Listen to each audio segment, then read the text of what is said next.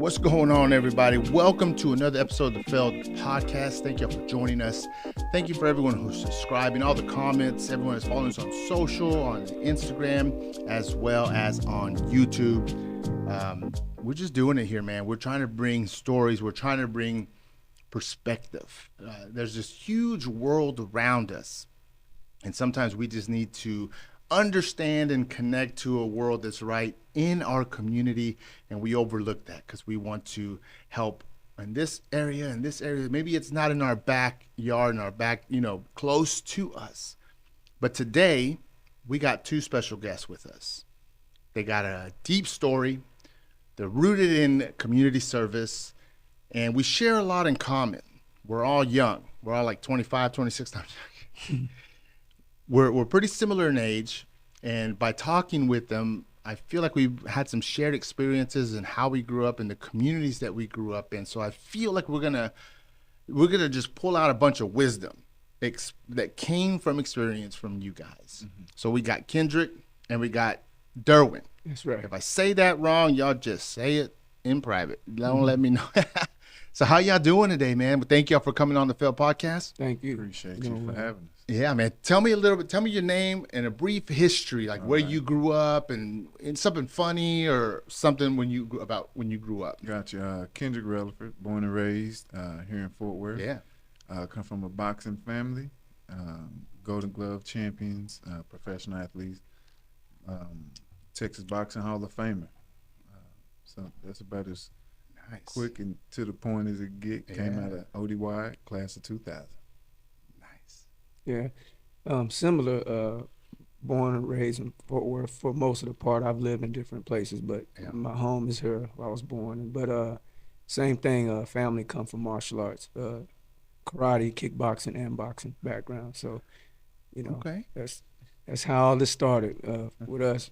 Yeah. So both of y'all run or connected to organizations, not only like that come from your experience, but that you give back to the community through. Right. So tell me a little bit about your organization and what you're doing, and then we're going to hit you and you're going to tell us a little bit about what you're doing. Right. Okay. The Releford Dream Foundation is pretty much mentoring through sports and fitness. Yeah. And dealing with the youth and the juvenile system. Dealing with youth through fitness and what'd you say? Fitness and mentoring through, yeah. What's a story that stands out that you're real proud of, that you remember, like helping a young kid or something? Not of myself or somebody else. Yourself or a kid? It don't matter. Well, no, I got a good one. Without saying names. No names. I have one. Mother died. Dad in prison. Grandmother's raised him. Yeah. I started training him 8th grade. He graduated high school, out of trouble, no kids, a top-ranked amateur fighter, now professional fighter. Man, I love it. 8th grade, and he ends up graduating. You watch him through that. You watch him go through struggles. He's coming to you, asking you questions. He has a place to go because of what he went through. He could have just went off and found it somewhere else. And it go a little bit deeper with him. Yeah. Because his family is surrounded, engulfed in that street life. So I asked him one day, hey, man, what stopped you from actually going that route? Yeah. And to my surprise, he said, well, you done taught me something different. So boxing was their way out. I love it. We're going to get back to that. Tell me a little bit about what you're doing and who you're involved with. Yeah, well, before I even started my youth, Lamb Youth Foundation, I was already in the schools.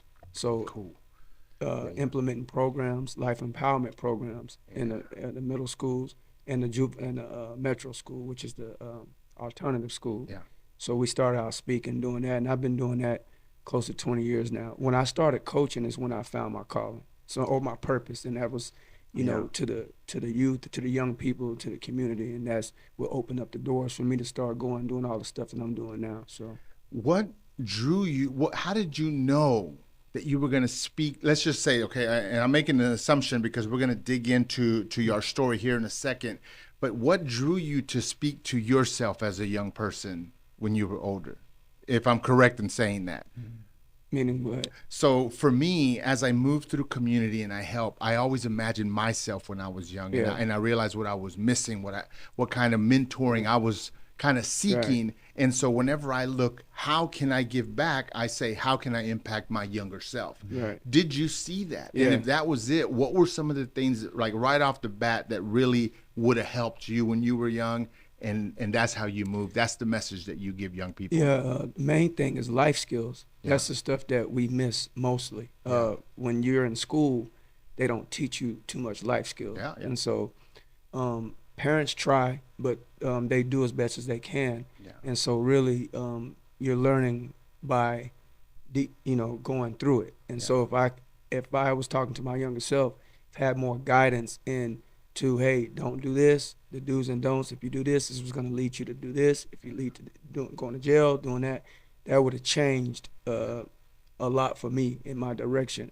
But when you're young, when you're that young, you don't really know where your direction is. So like, how do you think so many kids, when they're growing up, that their career path or what they want to do changes so much because we don't know. Exactly. And so I had a whole bunch of things in my mind, what was going on, but what idle mind is a devil playground, what led me to getting in trouble and stuff because I didn't have nothing else to do. So the guidance would have been the thing for me. That's interesting because even you said just being there with him, guiding him a little differently than what his environment was going to guide him. Yeah. Yours was more intentional, and his family was kind of tied up in the streets and doing what they do. Did you feel that pull from that kid that you mentioned? Yes. So it's funny because this combination is exactly what we try to fight now. So he lived it. Yeah. I was the one with the guidance trying to live it. Yeah. So one's faking it, but the trouble's the same. The trouble's the same. Yeah. So I like that perspective. I keep saying, I've said it a couple of weeks ago on Facebook, my mom, so growing up in Eastwood on the east side, my mom always told me, well, you are from the hood, but you're not hood. So you the suburban kid trying to act like he was there living it. You know what I'm saying? Yeah. So my dad was there. My dad, he knew from his perspective, his experience, you're going to do this. This is what you're going to do. This is when we're going to do it. And I took that same perspective with this kid. This is what you're going to do. Yeah. This is what's lacking at home, for lack of better words. This is the avenue we're going to go. Got it. You use the word hood. I was from the hood, not from the hood. There's a lot of people watching that they'll hear this and they'll look at their kid and say, my kid doesn't need this message because they're not from the hood. There's an attachment to words that adds a divide. Now, y'all doing great things. Y'all helping people, and y'all come from the hood. That's value to me that sometimes doesn't get attached to the word for maybe some of the viewers that are watching us right now. They need to understand what that means, okay? So I'm going to throw this out, and then y'all jump in. Okay? I love communication, and I love words, but they're always very loaded. For sure. So the key is to realize the truth of the word and where it comes from, but also consider you in that word. Indeed. You came out of it. You came out of it. I came out of it. We're doing great things. We're helping community. So what are some of the misconceptions with the word hood that y'all trying to change? We're not trying to erase the word. We're trying to own it and say we came from there. There's futures in there. There's creatives in there. There's so much, and they just need guidance. But what's some of the things that y'all have had to deal with that word? I just say for me, the misconception, what you said, is we all bad. We all looking to rob, steal, kill. Yeah, that's not, like you just said, it's not the case.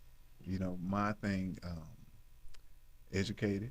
My mom's well educated. Yeah. So she made sure to let me know, that's not you. Move around. Yeah. So I think that's what it is for me. Yeah, same as with piggybacking off of him, it's the same thing, but it's just also the judgment of the parents and stuff like that. Because, like he said, contrary to what people believe, I've had both lives. Yeah. So I've lived in the neighborhood, and I got a chance to also live in different places outside of that. So I got to see both sides. Yeah. Through the grace of God, I got to see both sides of life. Same thing. Neither one of my parents were from the streets. Neither one of my parents did that at all. Both my parents are very highly educated, smart individuals. It's just some of the things that I chose to do and the places I chose to put myself, being around the surroundings that I was in. Kind of like him, wanting to be that, and then end up getting off the front porch and became exactly what I was trying to be. Yeah. And I mean, but it's the same, man. It's just you know, I get it all the time when people look at me and my tattoos and stuff, but then when they hear me speak and start talking, I can see sometimes the shockness in them, and the, you know, oh man, you're very articulate and intelligent and stuff like that. Well, what do you think, that people who come from these kind of places aren't articulate, aren't smart? It's not the case. A lot of the people, some of the most intelligent people that I know are from those type of environments. Yeah. You know, and they just they never got a chance or never tapped into their inner self to show that. How long have you had your tattoos? Long time. You know, most it's of my crazy life. how the culture changed. Yeah. Like, you know, 15, 20 years ago, people were judging you a little different. Now you kind of have tattoos. Oh yeah. It's a little different. Yeah. Did you see the shift? Yeah, I see it. 'Cause Major. now it's like, to me, you appear normal. Yeah, major. I don't really deal with that. I'm that the abnormal one. Yeah, not having tattoos. I only got 2. Okay, My kids, covered up. What? Yeah. So even So my where'd you son- get that dolphin dad? Exactly. No, I'm Yeah. Yeah. So even my son just got one. You know, his family over everything. Him, his sister, and my ex. They just got one. Like, when you gonna get another? I don't know, but that hurt a little bit too bad. Yeah. Someone told me if you didn't get it by 25, you don't need it. You don't need it. But anyways, okay. So whenever people discuss kids from the hood, okay, and I grew up in the hood too. I grew up in Southside. Okay, and I grew up pretty rough, you know, and so when people try to help us, I'm just gonna say that, okay, they try to help us because we're trouble, we're making bad decisions. We're easy to spot out, and if you help me, it's easy to make you feel good, okay, and whoever that was in my life when I was growing up. But there are similarities in young people that we just happen to use the word, man, because they're in the hood, they're struggling, but it's cross-cultural. Indeed. And so here's how I want to connect 2 different type of cultures. Maybe those that don't live in the hood. Maybe they live in a nice neighborhood.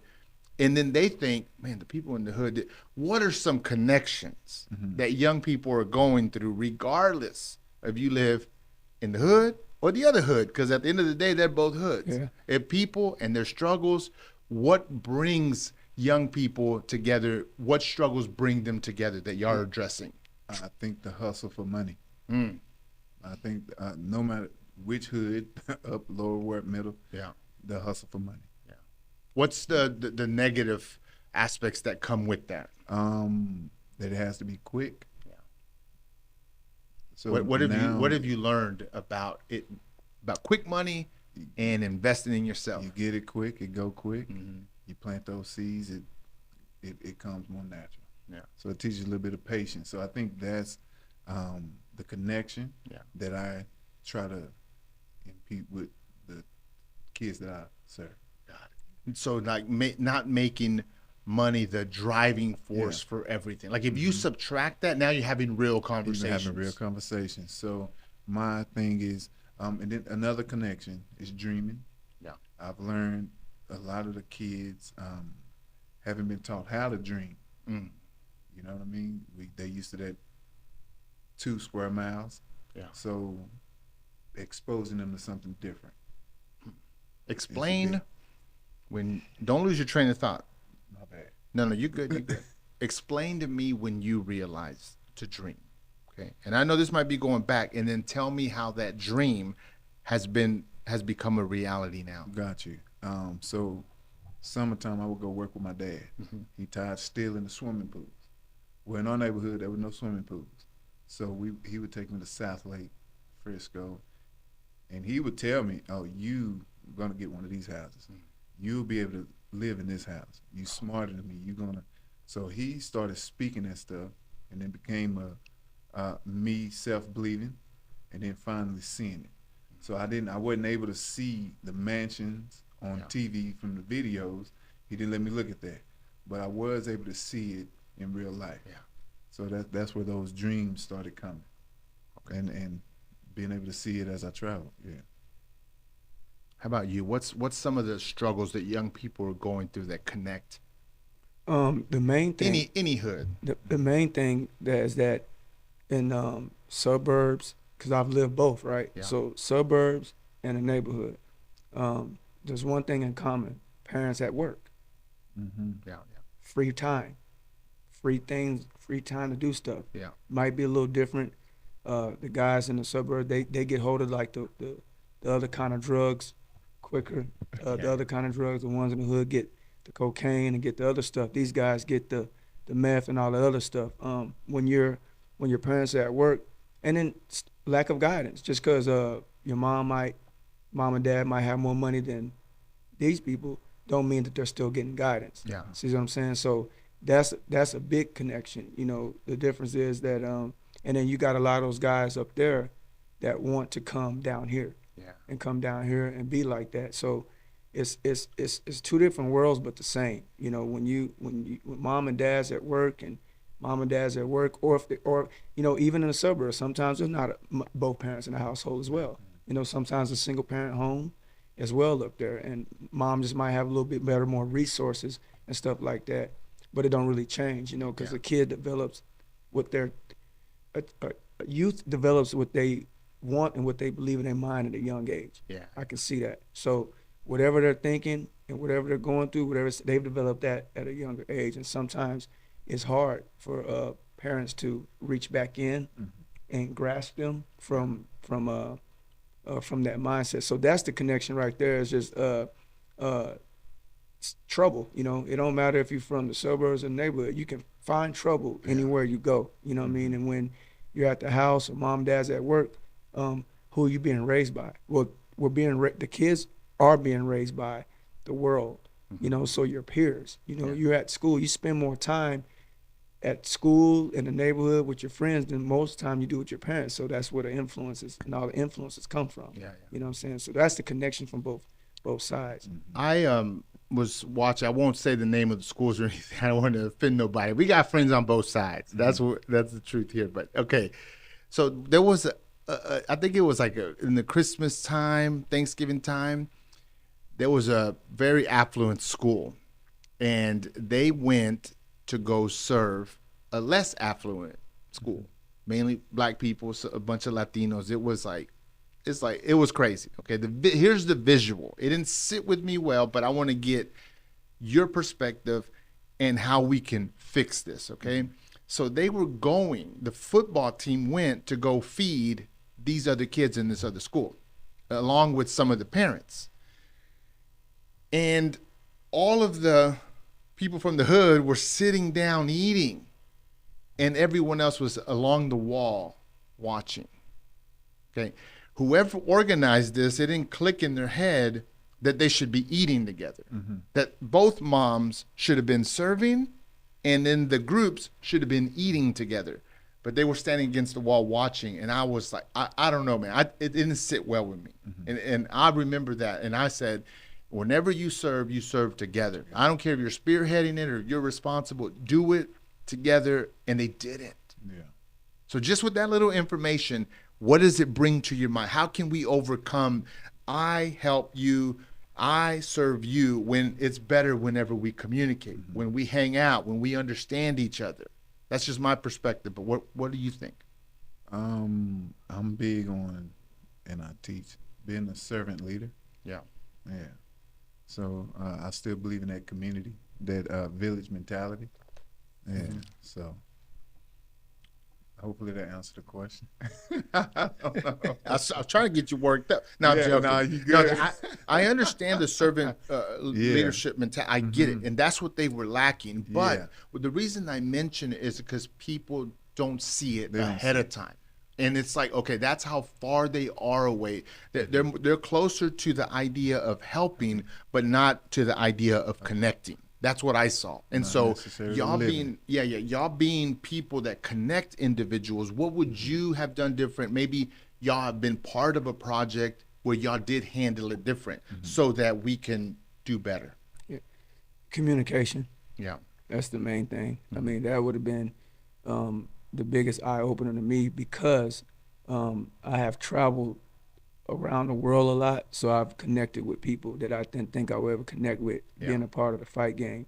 So something like that will come natural to me because I deal with all different types of culture, from poor to rich, on a daily basis. So it's all about taking initiative, right? Yeah. So somebody would have, like myself or my cousin, we would have took initiative and say, hey, y'all, let's connect, because that's what we do anyway. So in the world that we're in boxing for sure, but really in the mixed martial arts world, it's when I became a coach and a gym owner in the mixed martial arts world, I realized real quick that there's one gym and there's people from all over the world, all over cultures coming to one spot. Yeah. So you got guys from Southside, Eastwood, Stop Six, and you got the Mexican kid from Diamond Hill or Southside. Then you have the white kid from Keller. Yeah. And then you have, like, even sometimes the DA that wants to learn, or a police officer, or see what I'm saying? So everybody's in one spot together. Pot. It's a big melting pot. Exactly what that is. One big melting pot. And so doing this for 20 years, I realized that was the deal. It didn't matter how I look or how anybody else looked. These people wouldn't even probably ever talked if they had not had this common thing in order, which is martial arts or boxing. Yeah. And so me being a part of that and being a coach, and that, to me, in that scenario, that would have been easy for me to do, but other people probably didn't get a chance to do those things because the connection has been so far. But we're in a world where we have to deal with people, no matter what their age, sex, color, orientation, or where they're from. Yeah, yeah. So that's why it's so easy for us to be able to do that and communicate, with that. Because I can be talking to the kid in the neighborhood that's about to kill himself. This one white kid's gonna kill himself, or this kid's over there, or the other black kid's talking about going to kill somebody else. Or I get the police officer who's going through things with his mom, with his wife, or I get like the big banker business guy that's frustrated and dealing with other kind of problems. So, So being in that melting pot with those many people, language and communication is such a big thing because we are comfortable in speaking around our people a certain way. And you have to change the way you think, the way that you react whenever it's a melting pot. That's what I like, because it helps people adjust. It might not be what they believe, but they adjust the way that they think, and it adjusts the way that they talk. Aside from the word hood and ghetto and gangster and all that, what are some things that you've seen in that melting pot where you're like, no, we don't talk like that, we respect each other? What are some of the things that cultures are kind of butting heads at the most? Just that what you said.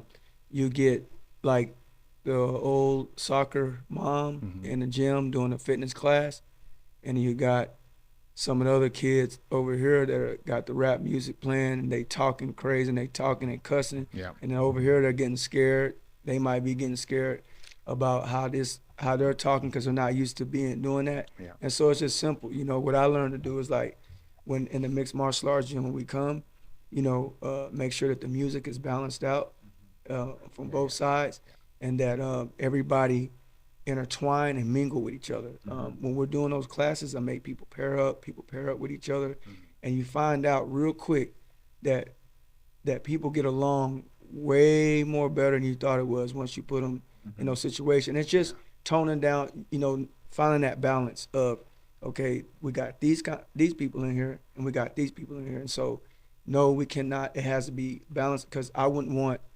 that culture to start talking like this certain way, so I would have to put the same, So it's not like shutting one culture down, and it's bringing a balance so that we can have room to understand each other instead of like me overpowering. Right. Right. My bad. Go ahead. My thing is coexisting.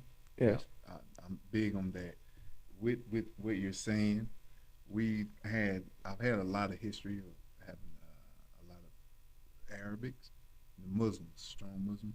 So when it comes time to pray, I go cut the music down. They pray. Once they finish, we cut the music back up.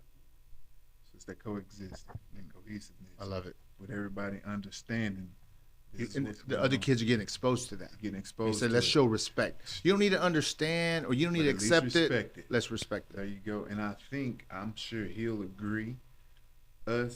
What helps that melting pot is through our arts, being well traveled, being outside of what I said earlier, that 2, 3, 4 square miles.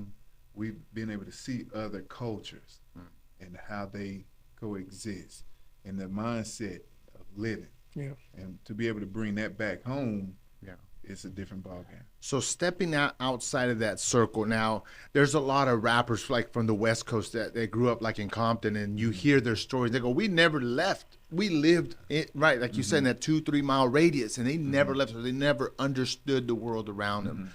What were some of the biggest lessons that y'all learned, that y'all got exposed to once y'all did go outside of your norm? And you started moving because of your talents, because of the favor that was over y'all. What were some of those lessons? And I'm asking in the sense of a little kid or a teenager listening right now. You said, no, I'm comfortable. This is me. This is where I'm made. And they take a lot of pride in that. But we're trying to motivate them to take a step outside of it. What did y'all learn that was like a pleasant surprise? I think my biggest thing, in all honesty, being so traditional, religiously, understanding that there are other religions and denominations. Because and I hate saying it, but when we're so religious and traditional, we're in a box. That's as bad as a 2 mile radius. I'm gonna almost say worse. Because we deal with the same people every day, all day. Just that right there. So once I was able to travel and start traveling on a regular, it's like, oh snap, it is more than just my Baptist church or my Pentecostal church, or oh shoot, these people don't even go to church, but they treat us just as good. You see what I'm saying? So I think that was something that it is more spiritually outside of. For me, it's the embracing. I was embraced so well and so quickly. From everybody, people that I didn't like particularly growing up, like police officers, even certain type of Caucasian people, and that changed my mind quick. What I found too, being honest, is that outside my culture, those people are the ones that helped me the most get to where I'm at, and not my own kind. So, or as they say, that's why I say, or own people. That's why I say, I'm not looking for my people, I'm looking for my kind. And my kind can be anybody outside my color. So the people that helped me and gave me a lot of the understanding and knowledge and wisdom and conversations were people outside my race. And me traveling with the UFC fighters and all that stuff, and sitting at the hotel, sitting at the bar, and talking to some of these high-level coaches and celebrities, sitting right at the bar with me, talking about life and knowing my story, and even one particular wanted to do a documentary on me and stuff, and just really intrigued on my background and intrigued in our culture, and was asking divine questions, that not judgmental questions, but really wanted to understand. And that, when I saw that and got to see so many different people and how much they embraced me without even really knowing me like that, without no judgment, that was the biggest eye-opener for me, because that created connections, and that created me to learn and more and get involved with other things and other people. So it was like, dang, man, these people that I thought were judgmental like that, because we're all traveling all over the place, these people were just the most embracing people. And I thought, dang, and that changed my mind quick on not judging everybody as a whole, and just judging people by individually in their character, who they are and who they represent. You mentioned the cops, which is important, because we what we did was we took a few bad ones and we said, all of you, it's okay to hate the bad one, like come down on him, but make room for the other individual to connect with people. So here's my next question, because you just said you've been in some rooms, you've been next to some people. Dude, there's this thing that just hinders people like us, the way we grew up, to go to the next level, and that is walking in a room. There's rooms that we're comfortable with, where it's our circle. Mhm. We can walk in that room, be loud, be funny, be all that. But you walk into another room. Maybe there's some suits in there. Maybe it's a business room. Maybe I don't know what it is, but it's more intimidating. It's something you don't recognize. What shifted? What ideas do you have now about walking in a room where you thought you weren't welcome in when you were young? But now I can tell y'all walk in confidently. What's the lessons that came from that? And then in a minute after y'all answer that, I'm going to reverse it so that someone who's already affluent and everything, how do they walk in a room where maybe the guys haven't stepped out of their circle yet, right? But answer that first one. How do y'all step into these rooms now with confidence? And I'm saying this for the young kid that says, I don't want to go to the museum. I don't want to go to this leadership meeting because I don't get along with, I don't look like them. What's the lesson? 9 times out of 10, I'm the different one. What you just said. I'm a big black man with dreads.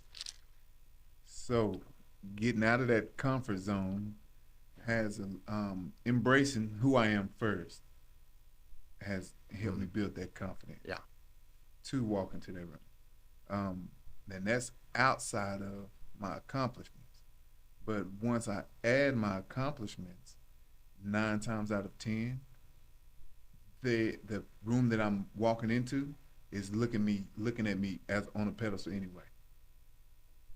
So I think that's what has helped me, embracing and accepting who I am first, and then moving forward. Yeah, I was gonna say pretty much the same thing.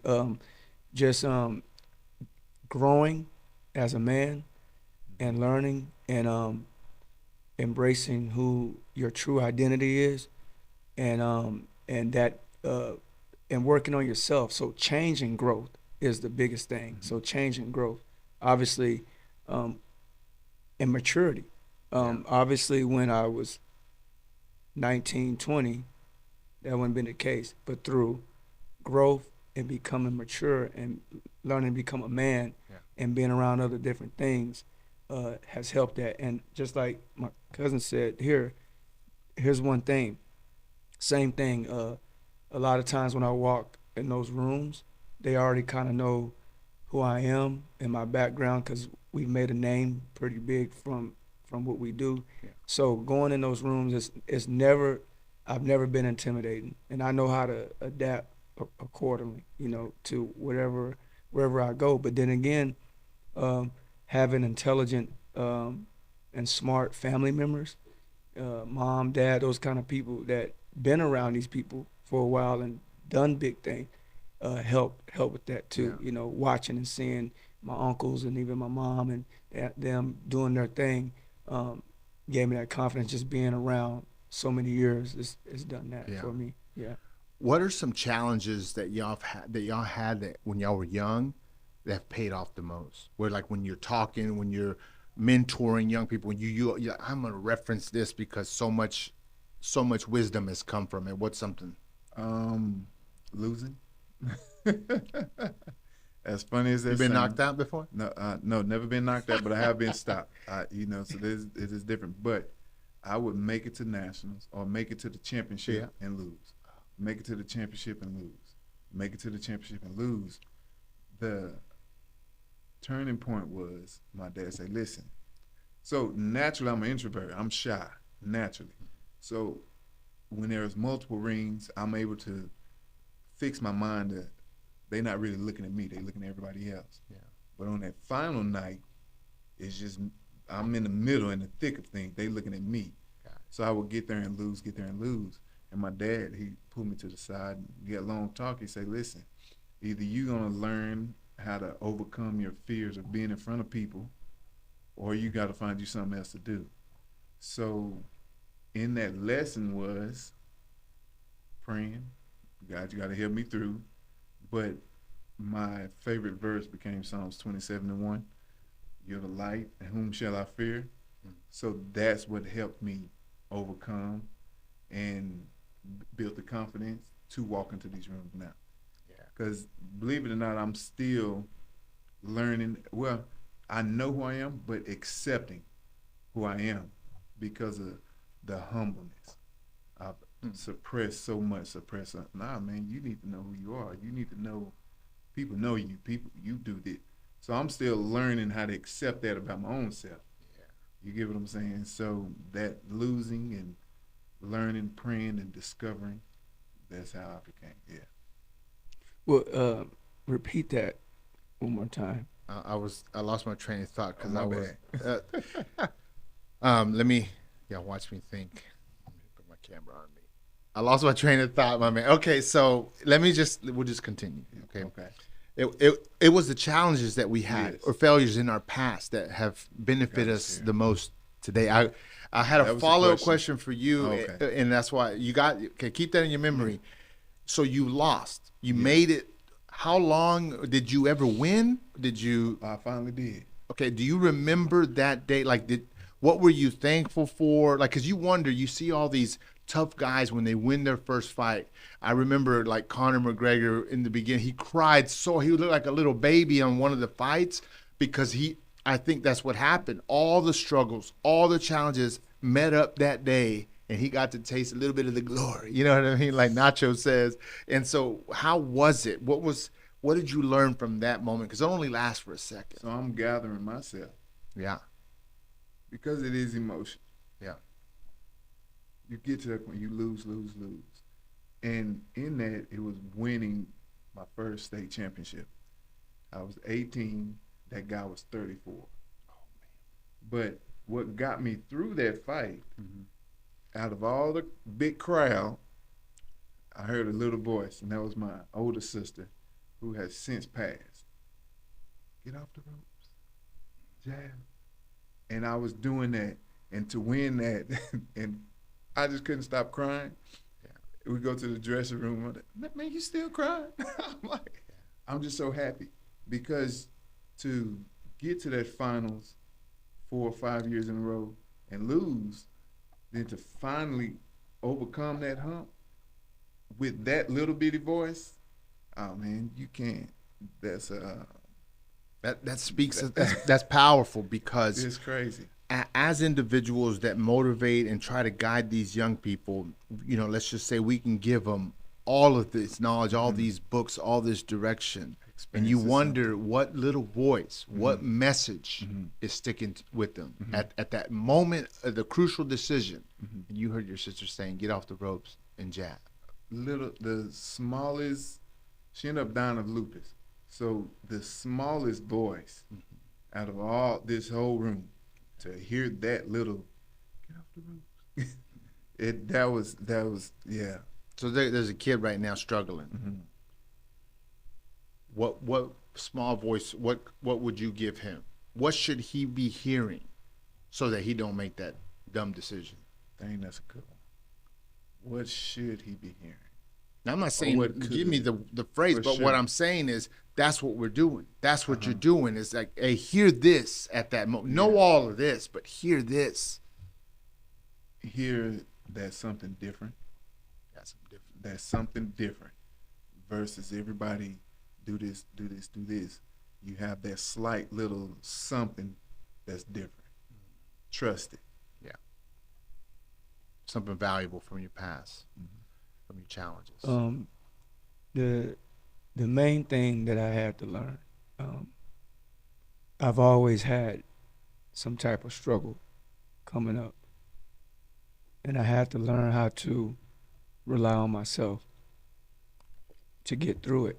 Yeah. And so when I got the understanding of who God was to me, that helped me out because I just learned that it's not in me to give up. So I had to deal with so much things happening for me getting in trouble. I've been getting in trouble since I was a little kid, from school and being blamed and you're this and you're bad, you're this, you're that, and trying to figure it out. I was an athlete and I had a lot of gifts and a lot of talent, but I was lost for so long to the point where it made me question my being. And so when I realized that I had a soldier inside of me that wouldn't quit, even when I wanted to quit. And that carried me through all the time. And so even at this age, when I go through things, I revert back to that man, that little boy, to the teenager, to the guy in his 20s, 30s that never quit. And there's times that I didn't. So that is the biggest lesson is that I got, was that no matter how hard it happened, I cried, I did different things, but I didn't give up on myself. And I kept trying to figure out another way to do things. I kept trying to figure out, how should I do this? Can I do this different? And I went through it from everything, from a little boy all the way up. So I found that strength, and it's like, that's what I tap into now, and to this day. It's just it's to never give up on yourself. So when we grow up, we think that toughness is attached to being able to fight, being able to cuss somebody out, put someone in their place, be the last one standing, be the first one to do the bad deed. We think that that's tough. And I hear y'all right now, man. Y'all speaking with a lot of wisdom, a lot of insight, and your experience is giving you a lot of lessons, man. To me, that's tough. To me, that's where the value is, right? What was your idea of being tough when you were young? And I know it's simple to describe, but I want to know how it compares to what makes you tough now. Yeah. Back then, I was tricked into thinking that, which also got me in trouble later on. I was tricked into thinking that hanging with the bad dudes and the guys that can fight, or fighting people, or doing that, or smoking or stealing or robbing, I thought that was the tough stuff. That was cool stuff. Now that I'm this age, what tough is to me now is what you exactly pretty much explained. Is being able to endure all those hardships and stay with your purpose, because it's scary when you don't know where this is coming from, or when you lose this, because I've lost a lot. So when you lose this, you lose that, it's scary to just say, hey, I'm throwing in the towel. I'm done with all this stuff. I'm out. I got to do something different.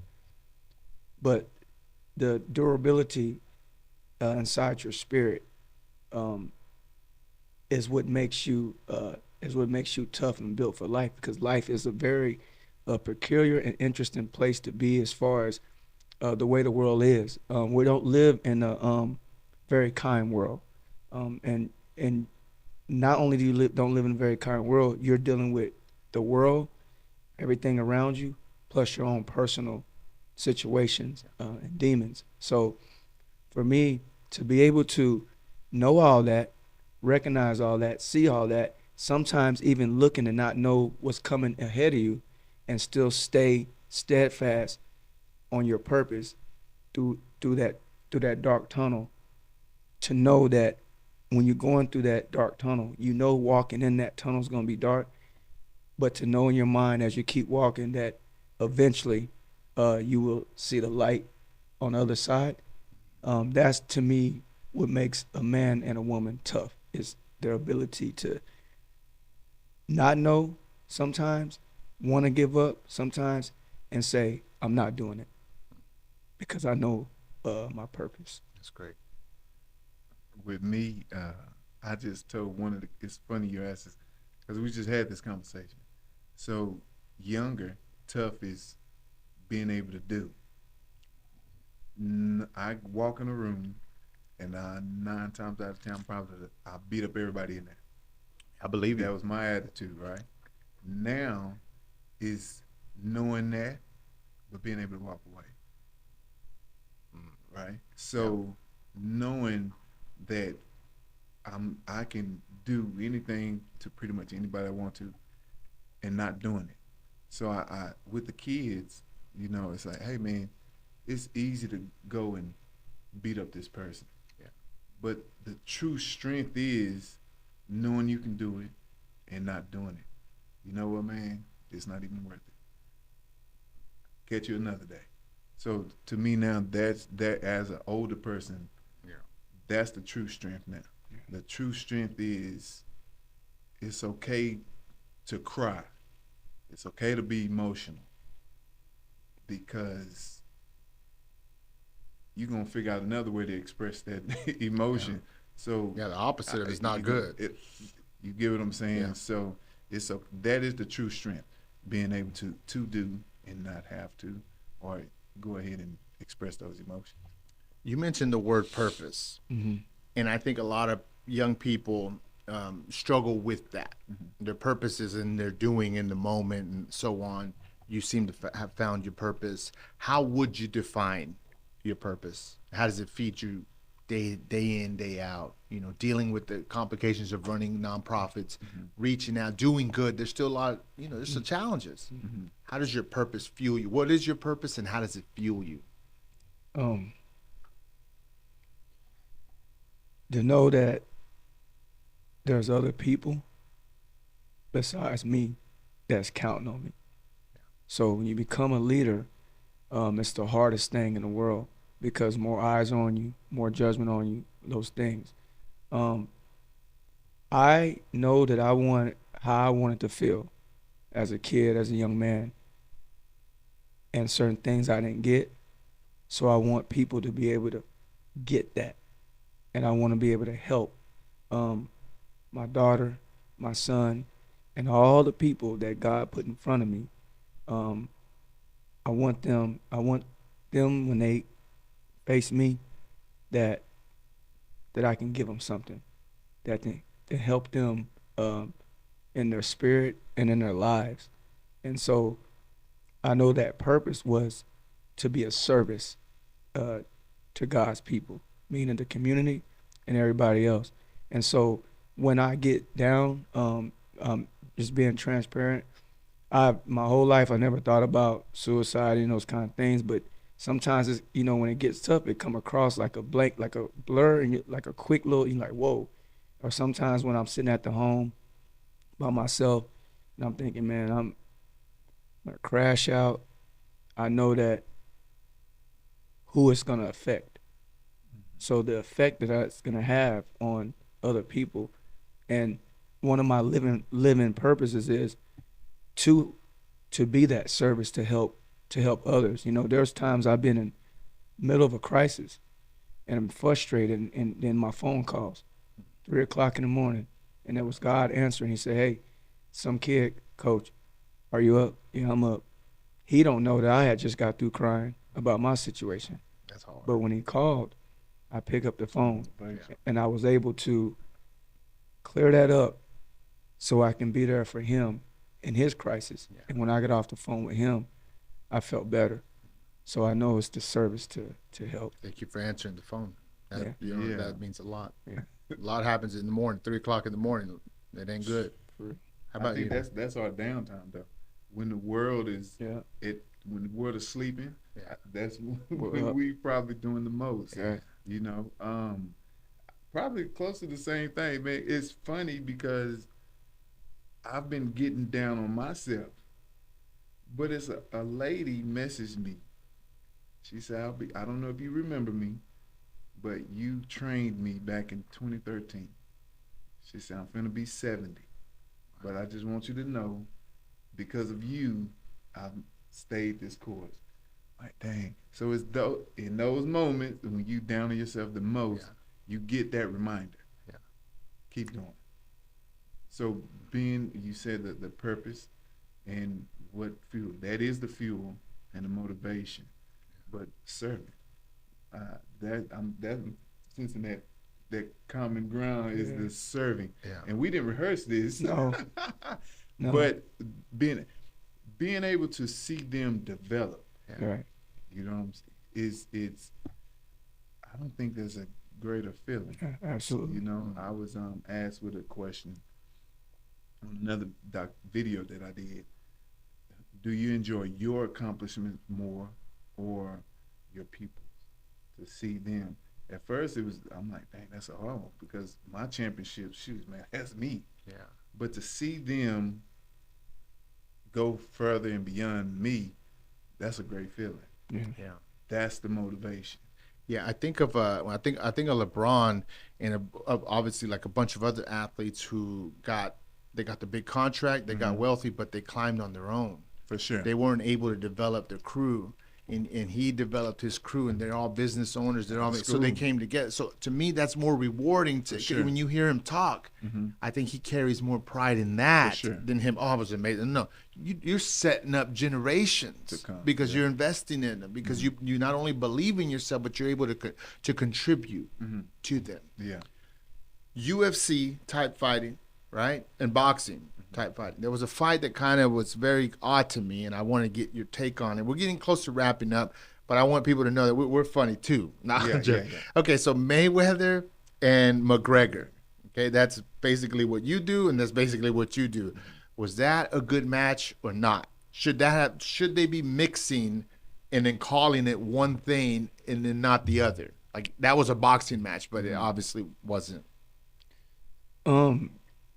I mean, I knew the outcome of it. It was good for entertainment and for everybody to see and watch and stuff like that. And it was good to see Conor McGregor really believing in himself like that, you know.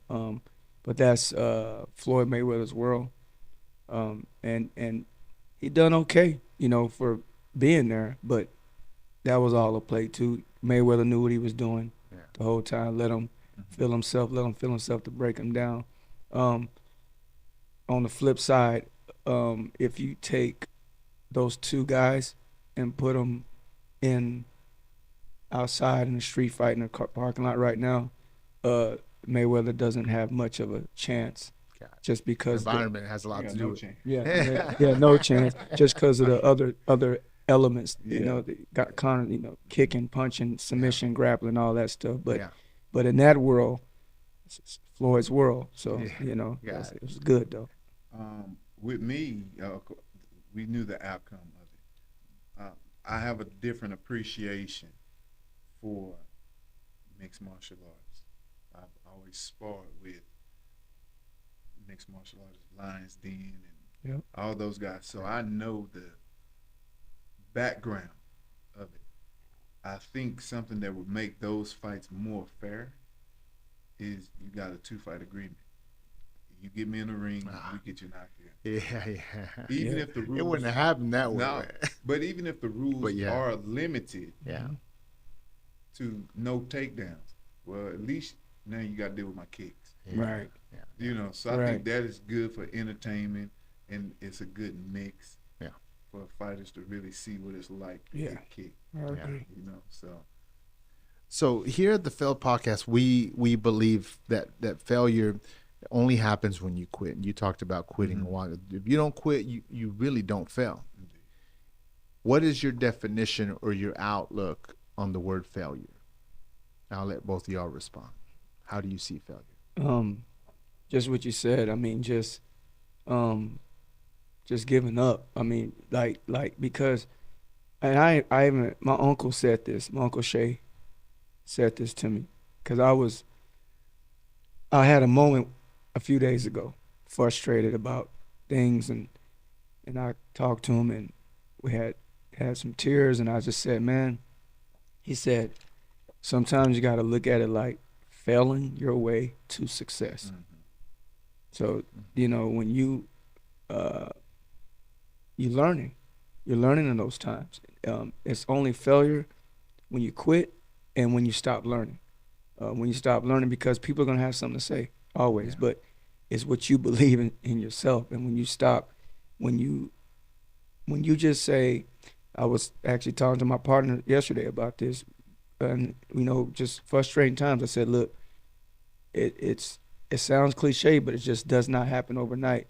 And as you are failing, you're learning, and that those failures are grooming you to win, are grooming you to success. The moment you pull the plug and say, this ain't for me no more, I ain't doing it, this money, this and that, and that's when you lose. You don't lose, you know, every major corporation. I talked to Dana White in the UFC before. I know their story. I saw what happened when they bought the UFC from the Gracies for cheap.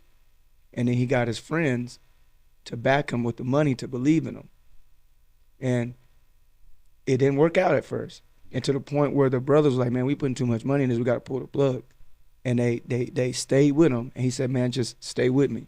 And they stayed with him. And now look. Yeah. So imagine if Dana White would have said, okay, I'm done. It's no UFC. So it's not quitting, man. The question was, how do you see failure? How do I see failure? Pretty much like you said, Will Smith said it, fail forward. And I had another thought that I wanted to add with it, but I'm going to just keep it at that, though. Yeah, so how I view it, you gave a good one. I'm gonna get that. you, it's just not stopping, man. It's he said something. It's just something in us that that one didn't work. Let me figure another way. That way didn't work. Let me figure another way. You know, and it's just keeping it going. So that's truly how I see it. You know, steady learning. Turn your pain into power. You know, it's just that simple. Like I take it. That's good. I thrive off that. Like when somebody tells me no, or you know, we're trying to get things that no, we can't. Instead of being mad at them, I take that and say, okay, next. Turn the frustration, turn the pain, turn the hurt, turn the uncertainty into drive, desire, and power. I can't. Yeah, I can't does not exist. All right. You may not be able to now, but eventually you will. Yeah. Give me the name of your organizations and where people can find you. And I think you're putting an event together, so plug that. But this is an evergreen podcast, so just give me a short plug on that. But I'm going to put it in the description below. And if you're watching this and you want to see what they're working on, who they are more in depth, and you never know yet, there might be some collabs that come from this interview, and so I want to encourage that to our listeners, but we're listening. Lamb for You Foundation, and you can really find that all on the website. Everything we're doing, from sponsorships, our events, all that stuff. Lamb4.net is the website. You know what I mean? Cool.